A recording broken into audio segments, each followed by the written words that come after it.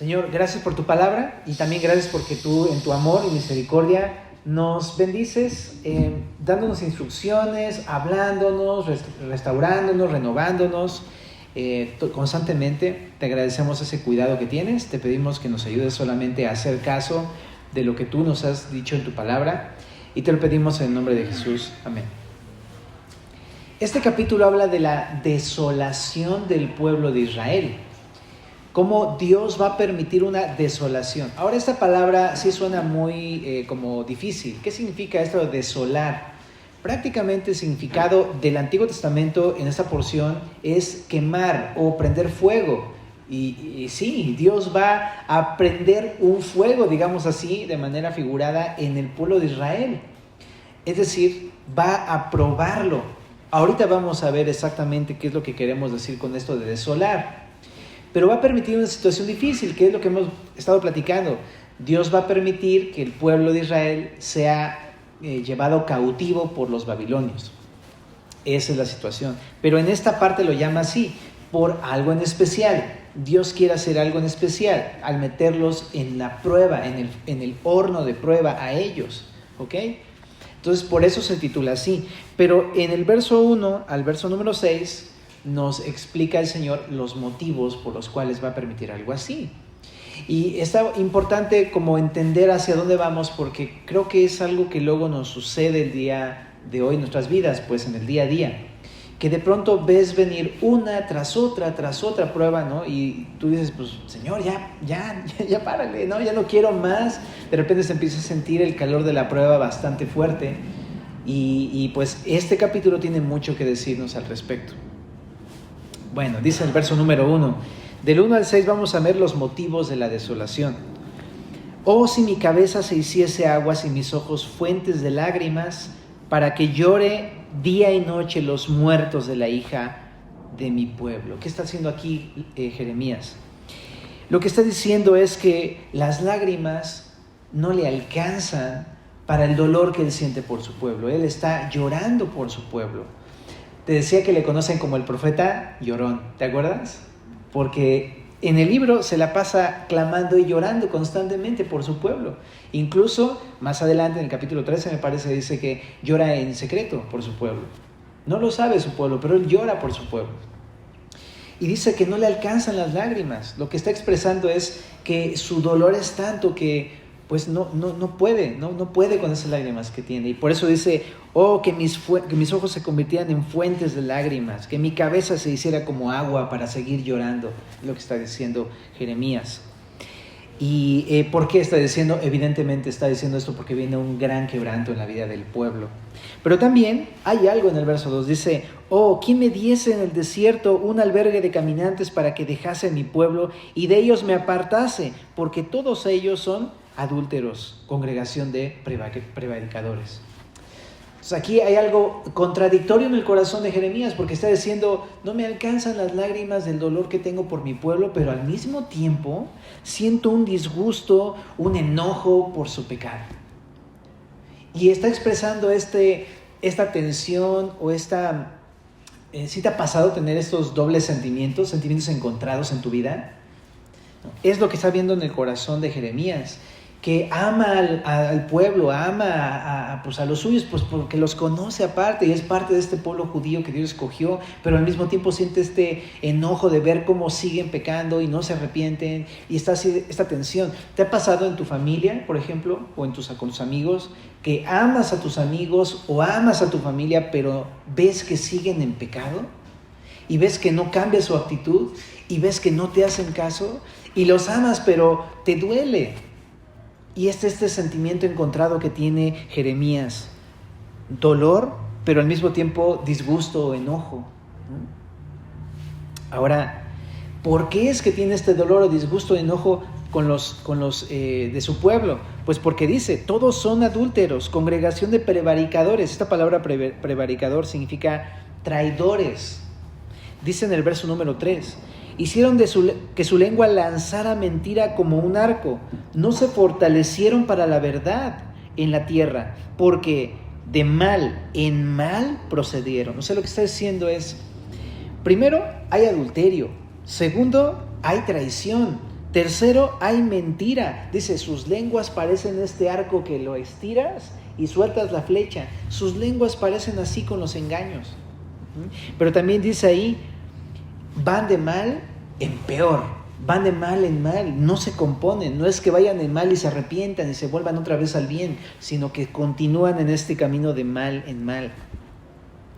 Y dice en ese verso 3, y me han desconocido, dice Jehová. Ahora, esta traducción de la Reina Valera lo dice así, desconocer. Cuando tú escuchas la palabra desconocer, piensas en alguien que conoces, pero después como que ya no lo conoces, ¿no? O sea, como que no lo reconoces por sus actitudes. Pero más bien la palabra original en el hebreo es la palabra lo, así se escribe, ¿ok? Y es realmente una negación absoluta de algo. No es cuando tú dices, ¿lo conoces? ¿De qué me hablas? ¿A quién? ¿A él? No. Es tu completa negación. Es muy parecido a lo que dice Jesús en el Nuevo Testamento, ¿no? De negarlo a él, de decididamente decir, no lo conozco, nunca lo he conocido. Esa es la palabra desconocer realmente. Y es uno de los pecados del pueblo, ¿no? Porque era su pueblo, entonces resulta que ahora no conocen a Dios. Pero si te das cuenta, no es que no hayan tenido la palabra o testimonios acerca de Dios, sino que ellos decididamente decidieron no hacerle caso. Esa es la idea. Y en el verso 4 dice, guárdese cada uno de su compañero y en ningún hermano tenga confianza, porque todo hermano engaña con falacia. Le está diciendo un consejo a los de su pueblo, ni te juntes con ellos porque todos son una serie de fraudulentos, todos. Y dice, y todo compañero anda calumniando. La calumnia, tú sabes qué es eso, ¿no? Es dar un falso testimonio de alguien, es decir, una mentira de alguien para acusarlo, es eso, calumnia. Y dice, y cada uno engaña a su compañero, y ninguno habla verdad. Acostumbraron su lengua a hablar mentira y se ocupan de actuar perversamente. Pues aquí hay varias cosas que decir, porque dice que cada uno lo hacía. Entonces no es que unos cuantos, ya hemos visto en los capítulos anteriores que todos se corrompieron en el pueblo de Israel. Por eso es que vino tan grande quebranto, porque todos estaban corrompidos. Cada uno engaña, dice ahí. Y dice que engaña a su compañero. Si a lo mejor dijera engañar al desconocido, dijeras, bueno, ok, todavía le queda un escalón más que recorrer hacia abajo, pero estos habían recorrido todos los escalones hacia abajo. Habían engañado hasta sus propios compañeros. Y no solamente a sus compañeros, le está hablando aquí a los hermanos, ¿no? Sus hermanos judíos, que estaban juntos trabajando para un mismo propósito, que era glorificar a Dios, y ninguno de ellos, todos ellos estaban engañándose entre sí. Y dice, y ninguno habla verdad, y acostumbraron su lengua a hablar mentira. Esta palabra significa entrenaron a fuerza de práctica su lengua a hablar mentira. Entonces imagínate, qué rudo es como cuando haces ejercicio, ¿no? Duele y no te gusta, pero ahí estás, ¿no? Y porque sabes que va a tener un fruto, ¿no? Y estás ahí duro y dale con las pesas o con lo que sea, corres o lo que sea. Y es ese ejercicio obstinado de ir de mal en mal en mal, de engaño en engaño y así. Adulterios, traiciones, mentiras, calumnias y todo eso que estamos leyendo. Y dice no solamente con su lengua, sino se ocupan de actuar. En una traducción dice, pecan hasta el cansancio. Y bueno, esa es la condición del pueblo de Israel. Y en el 6 dice, su morada, o sea, su casa, está en medio del engaño. Por muy engañadores no quisieron conocerme, dice Jehová. Si te das cuenta, los primeros versículos entonces hablan de la razón por la cual se siente tan entre la espada y la pared de Jeremías, ¿no? Los ama, ¿no? Y tiene un dolor por ellos y una compasión por ellos, pero a la vez los repudia, a la vez se enoja con ellos por esto que hacen. Son suyos, sus hermanos, pero hacen mal contra Dios. Ahora, este es un corazón de Jeremías el que vemos aquí, pero este corazón no solamente habla de Jeremías. Dios se expresa a través del corazón de Jeremías. O sea, mi punto es, ¿por qué Dios quiere desolar? ¿Por qué Dios quiere quemar? ¿Por qué Dios quiere prenderle fuego a su pueblo? De manera figurada estoy hablando.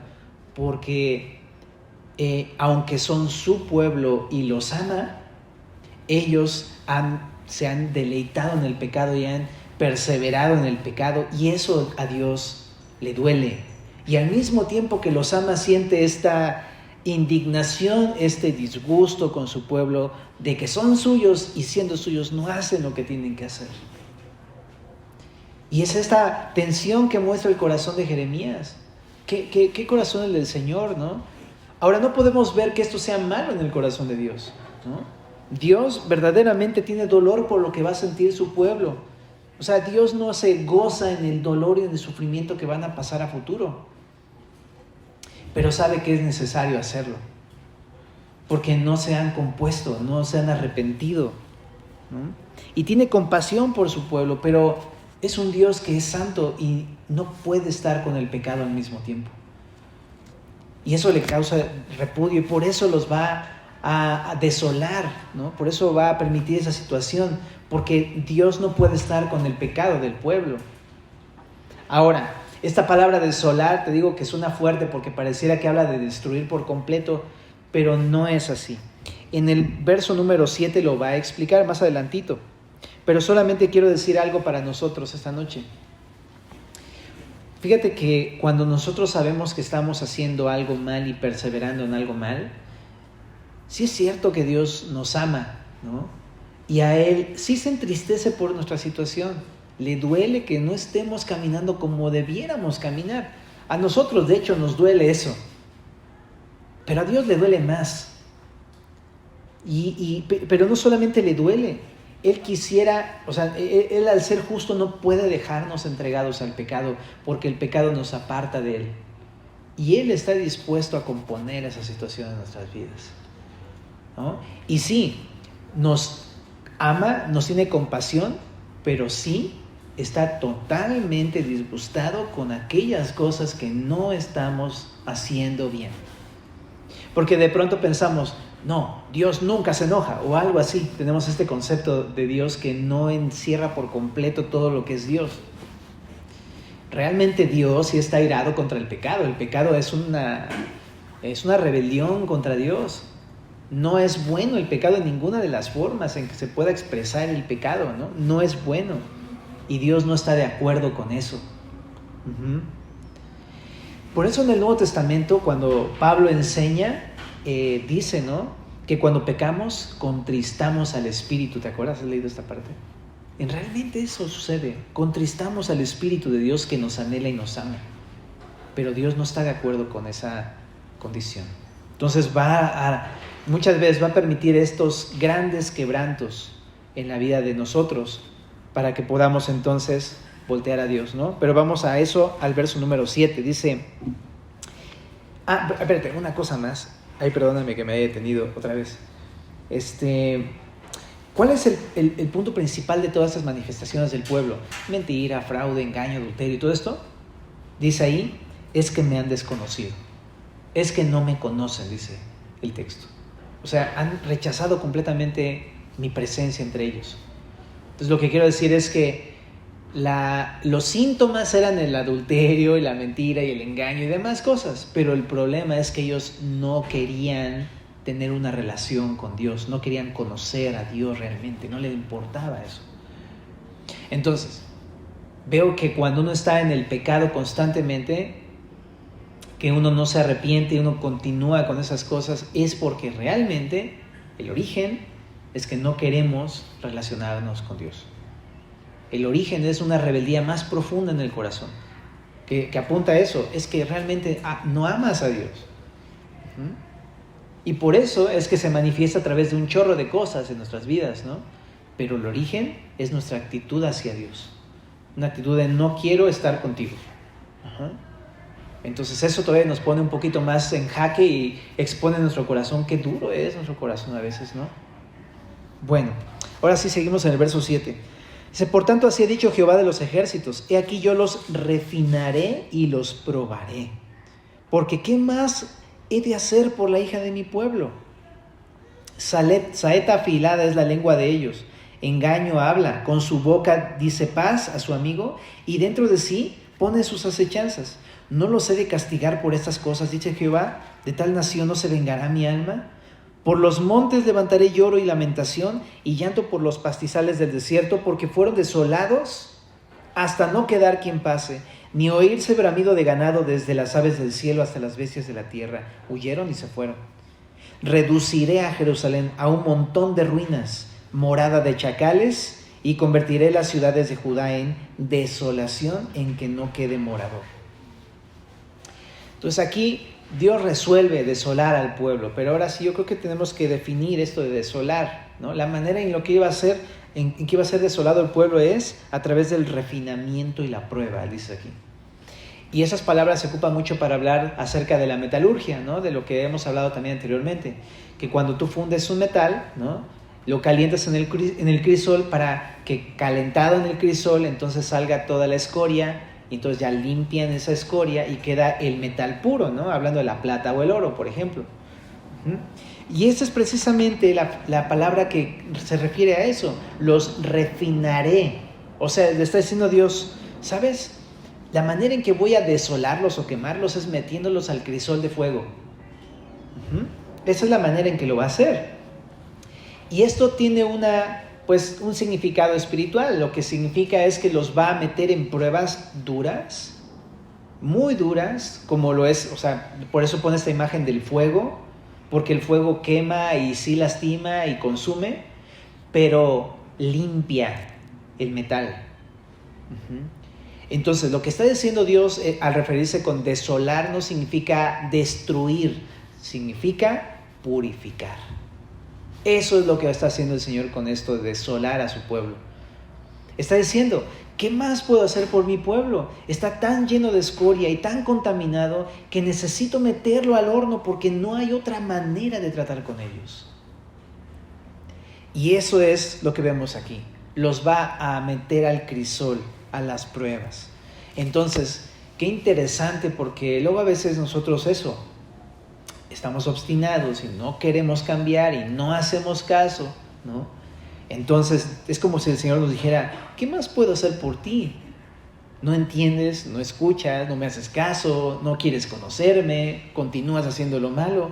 Lo único que puedo hacer por ti es permitir que pases un gran quebranto, que meterte al horno, porque no hay otra forma de purificarte. Y así es como el Señor permite las situaciones difíciles. Por eso, ese es el propósito, limpiarnos y quitarnos todo lo que está mal, todo lo que desagrada a Dios, todo ese pecado que está estorbándonos de estar con Dios, ¿no? Y eso. Ahora, me encanta porque con el fuego el metal no se destruye, solamente se separan los elementos, ¿no? Pero no se quema la plata, por así decirlo, el oro, ¿no? Entonces está increíble porque pues también eso habla de que con las pruebas el Señor no nos destruye, sino que nos limpia. Y verdaderamente sí sucede, ¿no? Cuando pasa uno por un gran quebranto, al final uno voltea los ojos a Dios y dices, gracias Señor que me quitaste esto, ¿no? Que me quitaste aquello, me quitaste esto. O sea, veo cómo hiciste una obra, Dios. Y aunque sí es difícil muchas veces, el Señor nos va a purificar. Ahora, la vida cristiana es eso. La vida cristiana es una vida de purificación constante.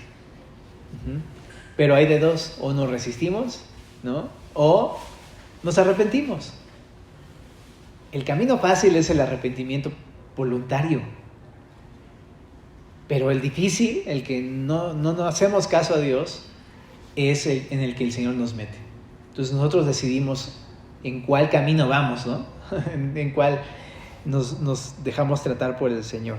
Pero si somos del Señor, evidentemente nos va a purificar. Bueno. Bien, entonces al final habla de que va a tener una destrucción hacia su pueblo. Y en el 12 dice, ¿quién es varón sabio que entienda esto? ¿Y a quién habló la boca de Jehová? Para que pueda declararlo. ¿Por qué causa la tierra ha perecido? Ha sido asolada como desierto hasta no haber quien pase. Dijo Jehová, porque dejaron mi ley, la cual di delante de ellos, y no obedecieron a mi voz, ni caminaron conforme a ella, antes se fueron tras la imaginación de su corazón, y en pos de los Baales, según les enseñaron sus padres. Por tanto, así ha dicho Jehová de los ejércitos, Dios de Israel. He aquí que a este pueblo yo le daré a comer ajenjo, y les daré a beber aguas de hiel, y los esparciré entre las naciones, que ni ellos ni sus padres conocieron, y enviaré espada en pos de ellos hasta que los acabe. Aquí hace una reseña de cosas que ya ha dicho antes en los capítulos anteriores. Pero lo que está diciendo es, voy a traer este quebranto en sus vidas. Ahora, cosas interesantes que no había dicho antes, es en el verso 12, dice, ¿quién es varón sabio y entendido que entienda esto? ¿No? ¿Quién habló? ¿A quién habló la boca de Jehová? Lo que está preguntando es una pregunta retórica. Le está diciendo, no hay nadie que no entienda. No hay nadie realmente que pueda declarar la voluntad de Dios porque no hay entendidos en el pueblo. Te decía que todos se habían corrompido. Y ahí explica Dios otra vez las razones que ya hemos leído anteriormente, ¿no? No obedecieron a la voz de Dios, no caminaron con Dios, etc. Y estuvieron con los Baales, se volvieron idólatras, ¿no? Y todo esto hablaba de una inmoralidad tremenda en el pueblo, de todo tipo, ¿no? Tanto espiritual como social, como moral, de todos tipos. Pero hubo mucha depravación en este tiempo. Y dice, por lo tanto les voy a dar a comer ajenjo. Y también dice ahí, hiel, ¿no? Aguas de hiel. Entonces aquí nada más repite el hecho de que pues les va a saber amargo, ¿no? Va a ser difícil para ellos. Les va a permitir amargura en sus vidas, ¿no? Entonces creo que son de esas cosas que cuando Dios nos quebranta podemos darnos cuenta y probar, ¿no? Esto sabe amargo. A nadie le gusta lo amargo, ¿estás de acuerdo? ¿No? Una vez, ya sabes, con problemas digestivos dices lo que sea, ¿no?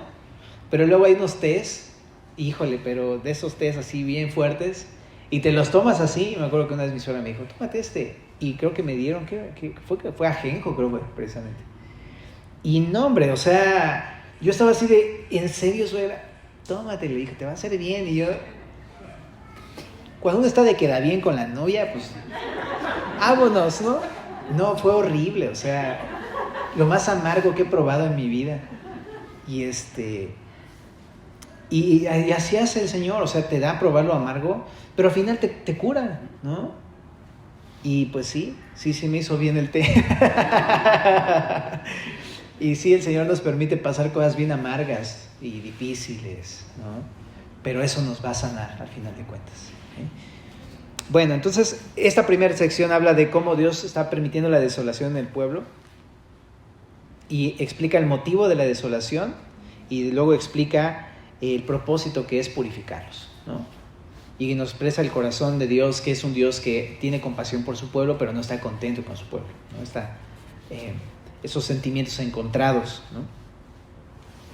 Y bueno, la siguiente parte habla entonces de la respuesta que él espera, pues, del pueblo. Dice en el verso 17, así dice Jehová de los ejércitos, considerad y llamad plañideras que vengan, buscad a las hábiles en su oficio, y dense prisa y levanten llanto por nosotros, y desháganse nuestros ojos en lágrimas, y nuestros párpados se destilen en aguas. Porque de Sión fue oída voz de endecha, cómo hemos sido destruidos, en gran manera hemos sido avergonzados, porque abandonamos la tierra, porque han destruido nuestras moradas. Oíd pues, oh mujeres, palabra de Jehová, y vuestro oído reciba la palabra de su boca. Enseñad endechas a vuestras hijas, y lamentación cada una a su amiga. Porque la muerte ha subido por nuestras ventanas, ha entrado en nuestros palacios para exterminar a los niños de las calles, a los jóvenes de las plazas. Habla, así ha dicho Jehová, los cuerpos de los hombres muertos caerán como estiércol sobre la faz del campo, y como manojo tras el segador, que no hay quien lo recoja. Bueno, en esa sección lo que dice Jeremías es que le invita al pueblo y a las mujeres a que hagan endechas, pero también a que contraten esas mujeres que le llaman plañideras, que eran profesionales para endechar. Esta costumbre de llorar, ¿no? Pero hasta contrataban en el pueblo personas profesionales que lloraran y hicieran lamentos, se rasgaban así las ropas y lloraban y se echaban ceniza y se vestían así de vestidos ásperos y todo, hacían todo un pues como todo un suceso ahí con este asunto del dolor. Y generalmente eso pasaba en los funerales, cuando alguien partía, ¿no? Pero lo que está expresando entonces con esto Jeremías es que va a haber muerte en el pueblo. O sea que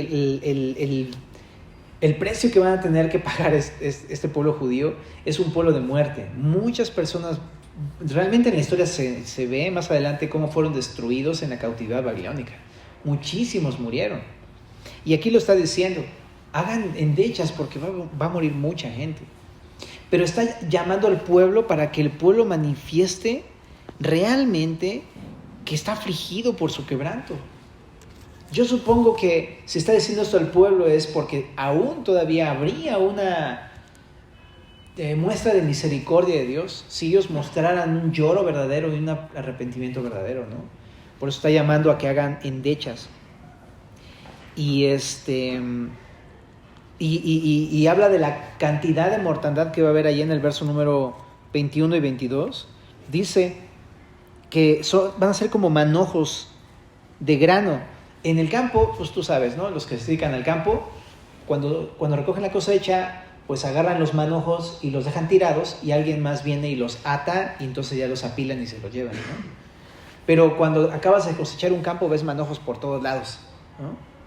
Y eso es de lo que habla precisamente Jeremías. Está diciendo, la muerte va a ser tremenda. O sea, muchas personas van a morir en los campos. Va a ser tanto que ni siquiera van a poder recogerlos. Se van a quedar tirados en los campos. Entonces está hablando de un quebranto bien fuerte. Dice, no va a haber quien los entierre. Y eso también habla de una vergüenza, porque culturalmente, pues, cuando una persona fallecía, pues no dejaban el cuerpo, sino le daban honor al cuerpo y lo preparaban y entonces pues ya lo enterraban, ¿no? Pero de una manera adecuada, hasta luego ponían así mausoleos así muy bonitos y todo, ¿no? Pero el hecho de que una persona no hicieran eso, sino que dejaran el cuerpo, era una señal de vergüenza. Es que, como decir, esta persona no vale la pena, es un ladrón, o es un homicida, o es una persona que ha hecho algo malo, no se merece el honor de ser enterrado, ¿no? Entonces, está hablando de eso, ¿no? Van a morir y van a tener vergüenza en su quebranto. Ahora, creo que esto también nos llama entonces a nosotros lo siguiente. Dios, creo que siempre te decía, me gusta siempre el corazón del Señor, porque hasta en el último momento tú puedes arrepentirte, ¿no? O sea, si todavía respiras, todavía tienes chance de arrepentirte. Entonces, si Dios te está hablando el día de hoy y sabes que ya pasó mucho tiempo, ya vamos en el capítulo 9, pero aún todavía no has dejado cosas que tienes que dejar, todavía es tiempo, ¿no? Hazlo. Ahora, otra cosa, Dios permite vergüenza a veces para que nosotros podamos arrepentirnos. Y eso es también bien real. Yo me acuerdo que cuando, ya te lo conté creo que alguna vez, pero cuando yo recién conocí a Cristo, seguía como cultivando estas relaciones amistosas, entre comillas, ¿no? Y de pronto un día sí sucedió algo feo que me causó demasiada vergüenza porque se expuso una relación que yo tenía con una persona. Y entonces fue tan vergonzoso ver cómo pues el nombre del Señor era manchado y todo el escándalo que se hizo ahí. Fue como tan vergonzoso que yo dije, ya, no puedo seguir haciendo esto, ¿no? Entonces lo que quiero decirte es que Dios ocupa la vergüenza de lo que ocasiona nuestro pecado para que le paremos. Eso es algo importante que tenemos que considerar. Bueno, entonces es la respuesta del pueblo, lo que Jeremías demanda del pueblo. Tienes que llorar, tienes que arrepentirte y lamentar. Bueno, en el verso 23 hasta el 26 termina el capítulo con la última parte. ¿Qué es lo que quiere Dios con toda esta desolación? Así dijo Jehová, no se alabe el sabio en su sabiduría, ni en su valentía se alabe el valiente, ni el rico se alabe en sus riquezas. Ok, aquí hay algo interesante, porque cita tres cosas de las cuales las personas se jactan. Y cosas que por supuesto el pueblo de Israel se llegó a jactar de estas tres cosas y no le produjo nada bueno, le produjo todo esto que estamos viendo aquí. Por ejemplo, una de estas cosas es su sabiduría. Y sí, vemos en el pueblo de Israel, ¿no? En los judíos, que ellos se jactaban de tener la ley, por ejemplo. Se jactaban de que tenían a Dios y de tener el templo y de ser un pueblo escogido. O sea, se jactaban de su religiosidad, ¿no? De lo que eran ellos, de su sabiduría. Tenemos la palabra y demás, ¿no? También se jactaban de su valentía. Pues eso también se traduce como de su poder, se jactaban de eso. Pues es que el pueblo de Dios realmente, aunque tuvo batallas, o sea, vencía y seguía venciendo. Era un pueblo bastante temido en ese tiempo porque Dios estaba con ellos. Pero ellos, en vez de darle gloria a Dios, de decir, es que es Dios el que me defiende, es que es Dios el que me ha entregado esta tierra, es que es Dios el que lucha por mí, ellos estaban diciendo, es que nosotros fuimos los que conseguimos esto. Y también en sus riquezas, ¿no? Pues sí, habían llegado a ser un pueblo muy rico. De hecho, el día de hoy tú ves a los judíos y ¿qué onda? Ahí en Santa Fe, ¿no? Y en Mazarí y todas esas zonas. O sea, sí, o sea, sí, ¿no? Y en aquel tiempo también, o sea, había mucho oro y todo. Pero el punto es que ellos, una persona que se jacta o que se alaba de estas cosas, ¿no? Se alaba porque en ella se encuentra su poder, su confianza, su seguridad, su firmeza, ¿no? Y por eso es que se jacta de esto, ¿no? Es como cuando te compras un carro, llegué bien rápido porque mira esta chulada, ¿no? 6 caballos de fuerza y no sé qué. Bueno, 6 cilindros más bien. Y así. Y dices, pues claro, es mi carro, ¿no? Por eso. Pero igual, o sea, uno cuando se empieza a enorgullecer de estas cosas es porque a estas cosas se le está atribuyendo lo bien que te va. Y esto habla mucho del corazón del pueblo de Israel. Porque lo que está sucediendo es que al jactarse de estas cosas se nota que ya no están confiando en Dios. Se nota que ya más bien su confianza está en su propia sabiduría, está en su propia fuerza, está en sus propias riquezas, pero han desechado a Dios realmente. Un comentarista también dice algo bien interesante. Dice que quizá una cuarta característica de las que las personas el día de hoy se jactan es de su fama, ¿no? Y sí es cierto, porque estamos en una época así, ¿no? Por las redes sociales. Pero igual, lo que está diciendo es, no te alabes en tu sabiduría, ni en tu poder, ni en tus riquezas. Dice el verso número 24.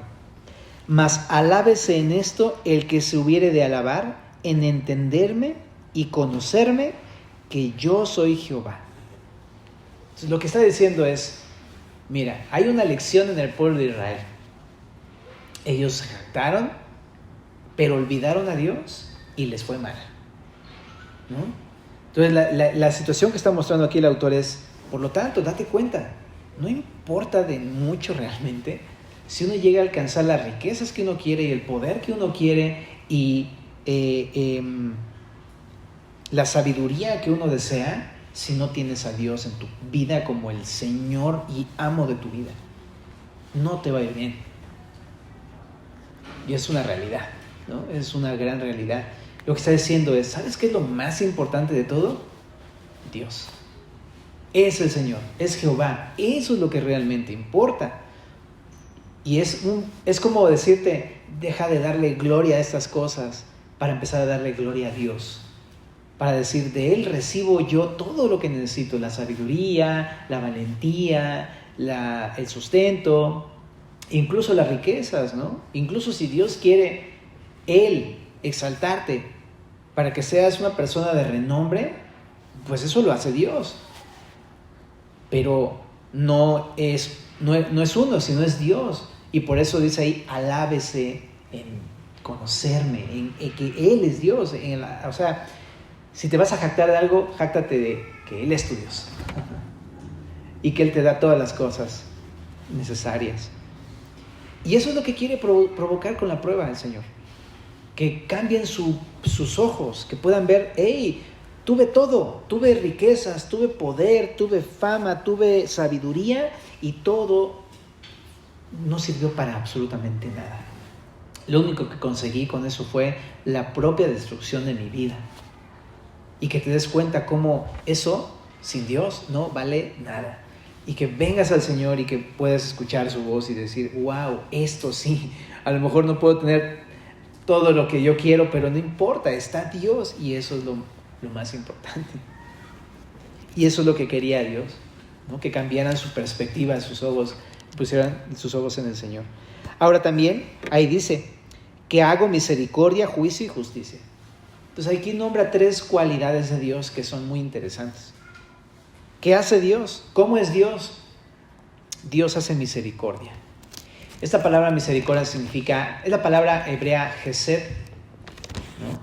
Y esta palabra se traduce como amor. Entonces lo primero que está diciendo es, lo que yo quiero es que te des cuenta de que yo soy Dios y que te amo. Y que de mí puedes recibir todo ese amor que necesitas. Y que yo soy un Dios que ama. Esta palabra es demasiado bonita, la palabra Hesed, ¿no? Que el pueblo se pudiera dar cuenta que realmente Dios le ha mostrado su amor inagotable durante toda su historia. Y que eso también quiere en nuestras vidas, que nos demos cuenta que como Dios, el Dios en el que confiamos es un Dios que manifiesta su amor inagotable constantemente. Número 2, Dios es un Dios que hace juicio. Eso significa discernimiento, o sea, que Él es el que definió el bien y el mal desde el principio. Y por eso es que cuando uno viene a Dios, Él emite un juicio justo, porque Él definió el bien y el mal. Y entonces es entender eso. El pueblo de Israel tenía que acercarse a Dios para conocer que Él es el que decía qué estaba bien y qué estaba mal. Y a la luz de eso entonces, pues eso, componer sus caminos y venir a Dios y venir a consultarle todo el tiempo. Eso está bien, eso está bien, eso está bien, esto te agrada, esto no te agrada, ¿no? Y llamarle pecado a lo que es pecado y llamarle bueno a lo que es bueno, ¿no? Este tipo de situaciones, ¿no? Y dejar de estar buscando en otros lados en la opinión de las personas o en la de mi propio corazón, qué creo yo, qué cree el mundo que está bien y que está mal, sino venir a Dios y dejar que Él sea el que establezca las reglas y que ponga todo ahí sobre la mesa. Y número 3, Dios hace justicia y habla de que es un Dios que hace bondad a los demás. Eso significa la palabra justicia. Y también habla de pureza moral. Dios es puro, santo. Ahora, la idea es que los israelitas conocieran a Dios, que Dios es así. ¿Para qué? Para que entonces ellos empezaran a responder distinto, ¿no? Y empezaran ellos a comportarse exactamente como es Dios. Empezaran a ser llenos de amor, completamente, ¿no? Que estuvieran manifestando inagotablemente el amor de Dios hacia los demás en el pueblo, en vez de estar engañándose y calumniándose y robando y defraudando y todo esto que hacía el pueblo. Quería que ellos se demostraran el amor mutuo y también quería que ellos discernieran la verdad de la mentira de acuerdo a la palabra de Dios. Porque ellos pensaban que su engaño estaba bien, porque ellos mismos habían establecido sus propias reglas, ¿no? Su propio estándar. Pero ellos quieren, ahora al conocer a Dios, ellos van a tener un juicio sano de las cosas. Van a pesar prudentemente, en orden, las cosas como son. Eso está mal, eso es pecado. Esto está bien, esto va de acuerdo a la palabra. Eso es lo que quería Dios con el pueblo. Y cuando vinieran situaciones difíciles en el pueblo, juzgaran con justicia al hermano y le hicieran justicia. Y también que hicieran justicia. Eso se refiere a que pues hicieran bondad hacia otros, ¿no? Esto habla de, pues eso, emitir juicios justos, pero también habla acerca de la ayuda a los demás, ayudar a los demás en toda situación, porque esto es hacer justicia. Y también que fueran puros moralmente, como un contraste con el pueblo que los rodeaba. Entonces, qué interesante, ¿no? Ese es el propósito de Dios con toda esta desolación. Qué diferente, ¿no? O sea, nosotros de repente pensamos, los quiere destruir, pero no, quiere purificarlos para que entonces sean como realmente tienen que ser, como Dios quiere que sean. Entonces, me recuerda mucho a esta parte de Hebreos, en el capítulo número 12.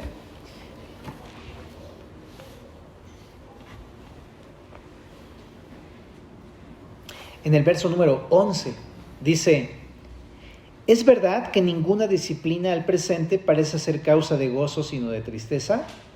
Pero después da fruto apacible, ¿de qué dice ahí? De justicia a los que en ella han sido ejercitados. Esto está impresionante. Es impresionante. Si a ti te ha tocado ser corregido, a mí me ha tocado ser corregido. Pero después veo el fruto en mi vida y digo, no se siente bien y no lo quiero volver a pasar, gracias. Pero ya no soy como era antes. Y puedo ver que han cambiado cosas en mi vida, ¿no? Y seguramente tú también has visto que han cambiado cosas en tu vida. Y ves el fruto y dices, wow, o sea, hay un fruto en mi vida. Ahora nada más entre paréntesis, si no has visto fruto en tu vida, a lo mejor, ya sabes qué te voy a decir, ¿verdad? A lo mejor Dios te va a permitir cosas difíciles para que haya fruto, ¿no? Pero eso es lo que quiere Dios, ¿no? Que tengamos un corazón como el de Él y que en verdad seamos los cristianos que Dios quiere que seamos. Bueno, dice ahí Dios, estas cosas quiero. Me encanta eso porque a lo mejor puedes uno pensar en la medio de la disciplina, Dios me odia, ya me olvidó. No, pero para nada. Dios quiere fruto. No te odia a ti, quiere fruto. ¿Ok? Y creo que tenemos que tomarlo así.